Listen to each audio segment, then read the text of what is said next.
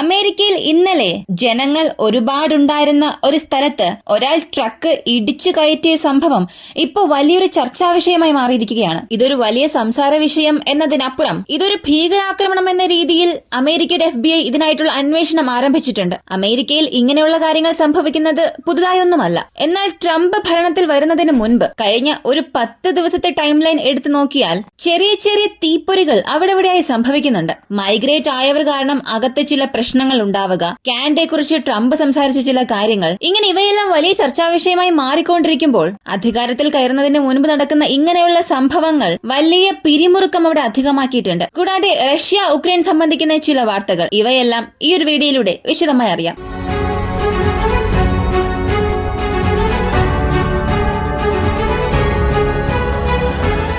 New Orleans ലൂസിയാനയിലുള്ള വളരെ പ്രധാനപ്പെട്ട tourist attraction അല്ലെങ്കിൽ വീക്കെൻഡ് പാർട്ടീസ് നടത്തുന്ന ഒരു വിനോദസഞ്ചാര കേന്ദ്രം. ഈ സ്ഥലത്ത് ഒരു ട്രക്ക് ഡ്രൈവർ അദ്ദേഹത്തിന്റെ ട്രക്ക് കൊണ്ടുവന്ന് അവിടെ ഒരുപാട് ജനങ്ങൾ കൂടിയിരുന്ന സ്ഥലത്തേക്ക് ഇടിച്ചു കയറ്റുന്നു. ഇങ്ങനെ കയറിയതിൽ സംഭവ സ്ഥലത്ത് വെച്ച് തന്നെ 10 പേർ മരിച്ചു. 30-ലധികം പേർക്ക് ഗുരുതരമായി പരിക്കേറ്റിട്ടുണ്ട്. ആശുപത്രിയിൽ തീവ്ര പരിചരണ വിഭാഗത്തിൽ അവരെ പ്രവേശിപ്പിച്ചിട്ടുണ്ട്. ഈ സംഭവം നടന്നതിന് ശേഷം ഇത് ലോകം മുഴുവനും സംസാരിക്കുന്ന ഒരു വാർത്തയായി മാറിയിട്ടുണ്ട്. റഷ്യ ഉക്രൈൻ യുദ്ധത്തെക്കുറിച്ച് വാർത്തകൾ വന്നാലും അതിനുമപ്പുറം കൂടുതൽ സംസാരിക്കുന്ന ഒരു വാർത്തയായി ഇത് മാറിയിട്ടുണ്ട്. അമേരിക്കയിൽ ഇങ്ങനെയുള്ള സംഭവങ്ങൾ നടക്കുന്നത് പുത്തരിയൊന്നുമല്ല. മാസ് ഷൂട്ടിംഗ് ഒക്കെ അവിടെ വളരെ സാധാരണ നടക്കാറുണ്ട്. അമേരിക്കയിൽ ഒരു 10 ദിവസത്തെ വാർത്ത എടുത്തു നോക്കുകയാണെങ്കിൽ അതിൽ ഒരു വാർത്ത ഇതുമായി ബന്ധപ്പെട്ടതായിരിക്കും. ഒന്നുകിൽ കോളേജിനുള്ളിൽ ഒരു വ്യക്തി തോക്ക് കൊണ്ടുപോയി അന്ധമായി വെടിവെക്കുക, അല്ലെങ്കിൽ സ്കൂൾ ക്യാമ്പസിനുള്ളിൽ പോയി ഷൂട്ട് ചെയ്യുക. ഇങ്ങനെയുള്ള സംഭവങ്ങൾ പൊതുവെ നടക്കാറുള്ളതാണ്. അതും അമേരിക്കയിൽ ഈ ഗൺ കൾച്ചർ എന്നത് സർവ്വസാധാരണമായ ഒരു കാര്യമാണ്. 10 പേരെടുത്താൽ അതിൽ 4 പേർക്ക് ലൈസൻസോടുകൂടി ഗണ്ണ് കാണും. അങ്ങനെയാണെങ്കിൽ ബാക്കിയുള്ള 6 പേർക്കും തോക്കില്ലേ? അവർക്കും ഈ തോക്കുമായി യാതൊരു ബന്ധമില്ല എന്നൊക്കെ ചോദിച്ചാൽ അങ്ങനെയല്ല. ഈ 6-ൽ 2 പേർക്കെങ്കിലും നിയമവിരുദ്ധം തോക്ക് കൈവശം വെച്ചിട്ടുണ്ടാകും. സ്ഫോടക വസ്തുക്കളും ഒരുപാട് സ്ഥലങ്ങളിൽ നിന്നും കണ്ടെടുത്തിട്ടുണ്ട്. എന്നാൽ ഇങ്ങനെയുള്ള വാർത്തകൾ നമുക്ക് കാണാൻ സാധിക്കുമോ എന്ന് ചോദിച്ചാൽ അതൊന്നും കാണാൻ കഴിയില്ല. ഈ ഒരു സംഭവം നടന്നതിന് ശേഷം അമേരിക്കയിൽ നിന്നും ആദ്യഘട്ട വിവരം വന്നു. എന്നാൽ അമേരിക്കൻ ഗവൺമെന്റിന് വലിയ വിമർശനങ്ങൾക്കെതിരാക്കി. കാരണം ആദ്യം അവർ പറഞ്ഞത് ഇത് ഒരു ആക്ട് ഓഫ് ടെററിസം അല്ല, ഭീകരാക്രമണം എന്ന രീതിയിൽ ഞങ്ങൾ ഇത് അന്വേഷണം നടത്താൻ പോകുന്നില്ല എന്നാണ് പറഞ്ഞത്. പിന്നീട് ഗവൺമെന്റിനെതിരെ പല വിമർശനങ്ങൾ ഉണ്ടായപ്പോൾ അത് വലിയ വാർത്തയായി മാറി. പിന്നീട് FBI ഔദ്യോഗികമായി ഒരു വാർത്ത നൽകി, ഇത് ആക്ട് ഓഫ് ടെററിസം ആണ്, ഇതൊരു ഭീകരാക്രമണം എന്ന രീതിയിൽ തന്നെയായിരിക്കും ഞങ്ങൾ അന്വേഷണം നടത്തുക. ഈ സംഭവം നടത്തിയ വ്യക്തി ഈ ട്രക്ക് ഇടിച്ചു കയറ്റി അത്രയും പേരെ കൊന്നതു മാത്രമല്ലാതെ താഴെ ഇറങ്ങി കയ്യിലുണ്ടായിരുന്ന തോക്കെടുത്ത് അന്ധമായി വെടിവെക്കാനും തുടങ്ങി. കൂടാതെ 2 IED അവിടെ പൊട്ടിത്തെറിച്ചിട്ടുമുണ്ട്. ഉടനെ അവിടെ ഉണ്ടായിരുന്ന ലോക്കൽ ഫോഴ്സസ് ഗൺ ഫൈറ്റിൽ അയാളെ കൊല്ലുന്നു. അയാൾക്ക് ബുള്ളറ്റ് കൊണ്ട് ഇഞ്ചുറീസ് ഉണ്ടായതിനു ശേഷവും CPR നടത്താൻ ശ്രമിച്ചിട്ടുണ്ട്. ഈ സംഭവങ്ങളെല്ലാം അയാൾ എന്തിനു വേണ്ടി ചെയ്തു? ആർക്കെങ്കിലും വേണ്ടി ചെയ്തതാണോ? ഇതെല്ലാം അറിയാനായി CPR കൊടുത്ത് അയാളെ ജീവിതത്തിലേക്ക് തിരികെ കൊണ്ടുവരാൻ ശ്രമിച്ചു. പക്ഷേ വിജയിച്ചില്ല.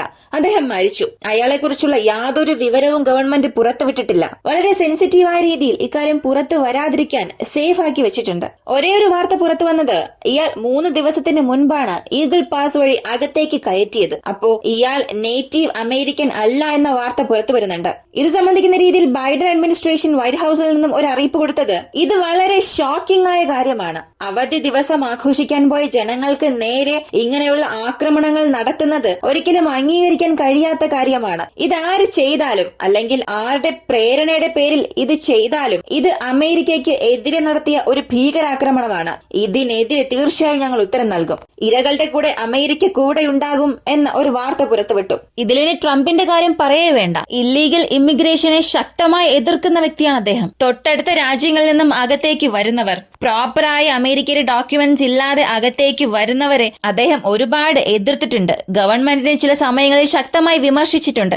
നിങ്ങൾ അമേരിക്ക എന്ന ഫസ്റ്റ് നയം കൊണ്ടുവരുന്നില്ല എന്നൊക്കെ. അമേരിക്ക അല്ലാത്തവർക്ക് നിങ്ങൾ ചിലവഴിക്കുന്ന ഫണ്ട് എടുത്ത് അമേരിക്കയ്ക്ക് വേണ്ടി ചിലവാക്കുകയാണെങ്കിൽ നമ്മുടെ രാജ്യത്തെ നമുക്ക് വലുതാക്കാൻ സാധിക്കും. നിങ്ങൾ ഇങ്ങനെ അനധികൃത കുടിയേറ്റം അനുവദിക്കുന്നത് കൊണ്ടാണ് നിങ്ങളുടെ അതിർത്തികൾ തുറന്നു വയ്ക്കുകയും എല്ലാ രാജ്യങ്ങളിൽ നിന്നും മറ്റു വ്യക്തികൾ ഇവിടേക്ക് വരുന്നത് കൊണ്ടുമാണ് ഇത്ര വലിയ പ്രശ്നം വരുന്നത് എന്ന് ഒരുപാട് കാര്യം പറയും. അപ്പോ ഈ ഒരു വാർത്ത ഇപ്പോൾ വലിയ കാര്യമായി മാറിയിരിക്കുകയാണ്. അമേരിക്കയിൽ ഇതൊരു വലിയ സംഭവമാണ്, ഇത് ആദ്യമായാണ് നടക്കുന്നത് എന്നൊന്നും പറയാൻ സാധിക്കില്ല. ഇടയ്ക്കിടയ്ക്ക് ഇങ്ങനെയൊക്കെ സംഭവിക്കുന്നുണ്ട്. ഇതിനെക്കുറിച്ച് കൂടുതൽ അറിയുന്നതിന് മുൻപ് നമുക്ക് റഷ്യ ഉക്രൈൻ യുദ്ധത്തെക്കുറിച്ച് കാണാം. റഷ്യയിൽ നിന്ന് ഉക്രൈൻ വഴി ഗ്യാസ് പൈപ്പ് ലൈൻസ് വഴി ഗ്യാസ് പോകുന്നുണ്ട്. ഉക്രൈൻ ഇന്നലെ 8 മണിയോടുകൂടി അത് അത് പൂർണ്ണമായും ഷട്ട് ഡൌൺ ചെയ്തു. ഈ ഷട്ട് ഡൌൺ ചെയ്ത എന്ന വാർത്ത പുറത്തു വന്നു. ഇതിൽ സ്ലോവാക്യയ്ക്കും ഹംഗേരിക്കും നേരിട്ട് പ്രത്യാഘാതമുണ്ട്. ഇവർക്ക് നേരിട്ട് എങ്ങനെയാണോ പ്രശ്നമുള്ളത് അതുപോലെ യൂറോപ്യൻ യൂണിയനിലും മറ്റ് രാജ്യങ്ങൾക്കും ഇൻഡയറക്റ്റ് ആയി പ്രശ്നം വരുന്നുണ്ട്. കാരണം റഷ്യയിൽ നിന്നും വരുന്ന വില കുറഞ്ഞ ഗ്യാസ് ഉക്രൈൻ വഴി സ്ലോവാക്യയിലേക്ക് പോകുമ്പോൾ അവിടെ ഒരു നിശ്ചിത ഡോളർ അല്ലെങ്കിൽ പ്രത്യേക യൂറോസ് അളവിലാണ് പോവുക.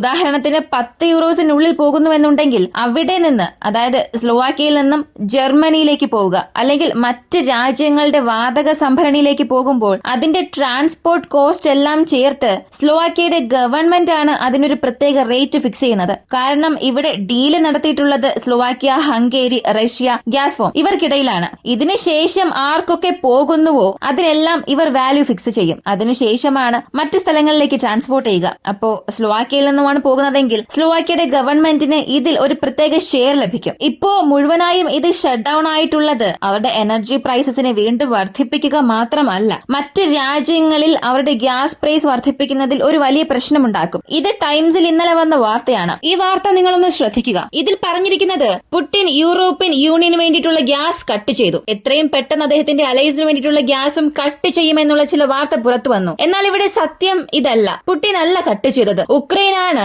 അവരുടെ രാജ്യം വഴി പോകുന്ന പൈപ്പ് ലൈൻസിലെ ഗ്യാസ് കട്ട് ചെയ്തത്. റഷ്യയുടെ ഗ്യാസ് ഞങ്ങളുടെ പ്രദേശങ്ങൾ വഴി ഞങ്ങൾ അനുവദിക്കില്ല എന്ന് ഇത് ഉക്രൈന്റെ സ്റ്റാൻഡ് മാത്രമാണ്. അതിനാൽ സ്ലോവാക്യയുടെ നേതാക്കളായാലും ഹംഗേരി ആയാലും ഉക്രൈനെ ഇവിടെ നേരിട്ടുള്ള വിമർശനം എന്നതിനപ്പുറം ആക്രമിക്കാൻ തന്നെ തുടങ്ങിയിട്ടുണ്ട്. നിങ്ങൾ ഞങ്ങളുടെ ജനങ്ങൾക്കെതിരെയാണ് പ്രവർത്തിക്കുന്നത്. എല്ലാ രാജ്യങ്ങളും, യൂറോപ്പിലുള്ള എല്ലാ രാജ്യവും ഉക്രൈന് പല സഹായം ചെയ്തിട്ടുണ്ട്. അങ്ങനെയുള്ള ജനങ്ങളുടെ നികുതി പണത്തിൽ നിന്നും വരുന്ന സഹായം വാങ്ങിയിട്ടാണ് ഇപ്പോ നിങ്ങൾ അവർക്കെതിരെ തന്നെ തിരിയുന്നത്. ഇങ്ങനെയുള്ള പല വിമർശനങ്ങൾ വരുന്നുണ്ട്. ഈ സഹായം എന്ന് പറഞ്ഞപ്പോഴാണ് മറ്റൊരു കാര്യം ഓർമ്മ വന്നത്. 2024 ജനുവരി 1 മുതൽ ഡിസംബർ 31 വരെയും ഉക്രൈന് പണസഹായം മാത്രം ലഭിച്ചത് 41.6 ബില്യൺ ആണ്. 1-2 അല്ല, 41.6 ബില്യൺ. ഇതിൽ പ്രധാനപ്പെട്ട donors America, European union, IMF, international monitoring fund, Japan, ദക്ഷിണ കൊറിയ.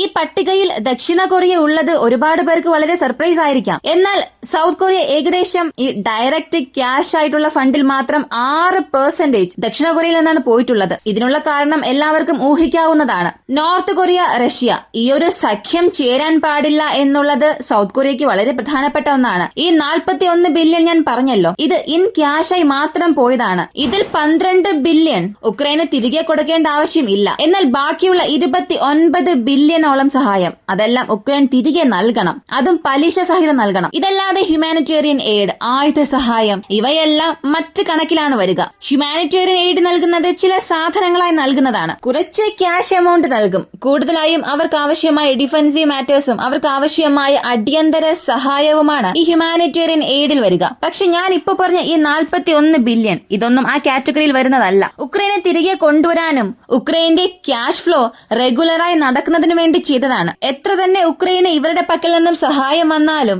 അവരുടെ ഗവൺമെന്റ് പ്രവർത്തിക്കുന്നതിന് ഒരു പ്രത്യേക ബില്യൺ റിസർവിൽ ഉണ്ടാകണം. ഈ 41 ബില്യൺ എന്നത് ഒരു സാധാരണ തുകയേ അല്ല. പല രാജ്യങ്ങളുടെ സമ്പദ് വ്യവസ്ഥയെ മാറ്റിമറിക്കാൻ കഴിയുന്ന ഒന്നാണ്. എന്നാൽ ഇത്രയും തുക ഉക്രൈന് വളരെ എളുപ്പത്തിൽ പോയി എന്നുള്ളത് ഉക്രൈൻ നടത്തുന്ന യുദ്ധം ഈ ലോകത്തെ എത്രത്തോളം സ്വാധീനിച്ചു എന്നുള്ളതാണ് കാണിക്കുന്നത്. അടുത്ത് അമേരിക്കയിലേക്ക് വരാം. അമേരിക്കയെ കുറിച്ച് പറയുമ്പോഴെല്ലാം ചില പ്രത്യേക അഭിപ്രായങ്ങൾ ഇവിടെ കാണാൻ കഴിയുന്നുണ്ട്. ചിലർ പറയുന്നത് അമേരിക്ക വളരെ ഇംപ്രൂവ് ആയി, അതായത് അമേരിക്കയെ പ്രശംസിച്ച് അവരെ അഭിനന്ദിച്ച് സംസാരിക്കുന്ന ഒരു വലിയ കൂട്ടത്തെ കാണാൻ കഴിയും. പക്ഷേ അവർ പറയുന്ന കാര്യങ്ങളിൽ ഇന്ത്യയെ വിമർശിച്ചായിരിക്കും പറയുക. ഇന്ത്യയെ വിമർശിക്കുക എന്നതിനപ്പുറം ചില മോശമായ കമന്റ് ആയിരിക്കും പറയുന്നത്. ആദ്യം ഒരു കാര്യം നിങ്ങൾ മനസ്സിലാക്കുക, മറ്റ് രാഷ്ട്രങ്ങൾ പോലെ നമ്മൾ കഴിഞ്ഞ 300 വർഷത്തിൽ വലിയ വളർച്ചയൊന്നും നേടിയിട്ടില്ല. സ്വാതന്ത്ര്യം നേടിയതിനു ശേഷമാണ് ഒരു രാജ്യമുണ്ടായി. യാതൊരു റിസോഴ്സും ഇല്ലാതെ ചൂഷണം ചെയ്യപ്പെട്ട ഒരു രാജ്യം വികസിപ്പിച്ചുവെന്നുണ്ടെങ്കിൽ അതിന് നല്ലൊരു ഉദാഹരണം ഇന്ത്യയെ പറയാം. നമ്മൾ ഇപ്പോഴാണ് പതിയെ പതിയെ വളരാൻ തുടങ്ങിയത്.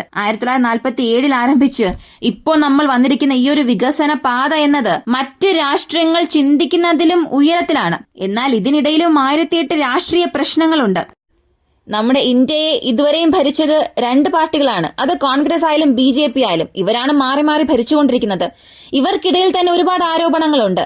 ഒരാൾ മതം വെച്ച് രാഷ്ട്രീയം ചെയ്യുകയാണെങ്കിൽ മറ്റൊരാൾ മൈനോറിറ്റി വെച്ചാണ് രാഷ്ട്രീയം ചെയ്യുന്നത്. ഇങ്ങനെ ഇവർക്കിടയിൽ തന്നെ ഒരുപാട് പ്രശ്നങ്ങളുണ്ട്. എന്നാൽ ഈ രാഷ്ട്രീയം എല്ലാം മാറ്റിവെച്ചിട്ട് ഇന്ത്യയുടെ ഗ്രോത്ത് നിങ്ങൾ നോക്കുക. നമ്മളുമായി സ്വാതന്ത്ര്യം വാങ്ങിയ മറ്റ് രാജ്യങ്ങളുമായി കമ്പയർ ചെയ്യുമ്പോൾ നമ്മൾ ഏകദേശം ഒരു സ്റ്റേബിളായ കണ്ടീഷനിലാണ്. പക്ഷേ ഇന്ത്യക്കാർ അത്രയും സന്തോഷവാന്മാരാണെന്ന് പറയുന്നില്ല. അമേരിക്കയെ കമ്പയർ ചെയ്ത് ഇന്ത്യയെ അടിച്ചമർത്തുന്നത് ഒരിക്കലും അംഗീകരിക്കാൻ കഴിയാത്ത കാര്യമാണ്. നിങ്ങൾ അമേരിക്കയെ വിചാരിച്ചുകൊണ്ടിരിക്കുന്നത് സിനിമയിലൊക്കെ കാണിക്കുന്നത് പോലെ എല്ലാ സ്ട്രീറ്റും വളരെ ക്ലീനായി, വളരെ ശാന്തമായി, സേഫായ കൺട്രി എന്ന് ചിന്തിക്കുന്നു. എന്നാൽ അതിൽ പകുതി പോലും സത്യമല്ല. അമേരിക്കയ്ക്കും നിങ്ങൾ സിനിമയിലൊക്കെ കാണുന്ന ന്യൂയോർക്കിനും മറ്റൊരു മുഖം തന്നെയുണ്ട്. അതുപോലെ തന്നെയാണ് നമ്മുടെ ഇന്ത്യയിലും പല പ്രശ്നങ്ങൾ കൊണ്ട് നിറഞ്ഞിരിക്കുകയാണ്. എന്നാൽ ഇന്ത്യക്ക് ഒരു പ്രശ്നം വരുമ്പോൾ നിങ്ങൾ ഇന്ത്യയുടെ കൂടെയാണ് നിൽക്കേണ്ടത്. അതുപോലെ ഇന്ത്യക്ക് വേണ്ടി സ്വരം കൊടുക്കേണ്ട സമയത്ത് നിങ്ങൾ സംസാരിച്ചേ മതിയാകൂ. മറ്റു രാഷ്ട്രങ്ങളുമായി താരതമ്യം ചെയ്യുന്നതിൽ യാതൊരു പ്രശ്നവുമില്ല. എന്നാൽ ആ സാഹചര്യത്തിൽ നമ്മുടെ സ്വന്തം രാജ്യത്തെ തരം താഴ്ത്തി സംസാരിക്കുന്നത് ഒരിക്കലും അംഗീകരിക്കാൻ കഴിയാത്ത കാര്യമാണല്ലോ. ഈ ഒരു വീഡിയോയെ കുറിച്ചുള്ള നിങ്ങളുടെ അഭിപ്രായം കമന്റിൽ പറയുക.